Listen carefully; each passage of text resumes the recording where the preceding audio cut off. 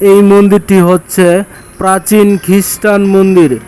আর এই মন্দিরের সামনের দিকটাতে রয়েছে বিখ্যাত গীতিকার এবং সুরকার এবং গায়ক অতুল প্রসাদ সেনের সমাধিস্থান।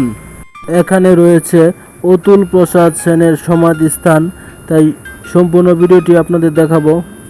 এই দিকটা হচ্ছে মন্দিরের ডান সাইড, আর এই ডান সাইডে রয়েছে সুন্দর সুন্দর দরজা। মোদের গরব মোদের আশা আহামরি বাংলা ভাষা, সেই অতুল প্রসাদ সেনের সমাধিস্থান এখানে। এটাই হলো সেই অতুল প্রসাদ সেনের সমাধিস্থান, গাজীপুরের শ্রীপুরের কাউরাইতে অবস্থিত সুতিয়া নদীর পার। এখানেই অতুল প্রসাদ সেনের সমাধিস্থান।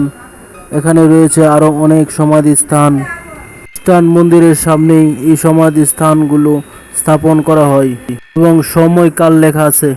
বিখ্যাত বাঙালি গীতিকার ও সুরকার ও গায়ক অতুল প্রসাদ সেন 1871 সনের 20 অক্টোবর জন্মগ্রহণ করেন এবং মৃত্যুবরণ করেন 26 আগস্ট 1934 সনে।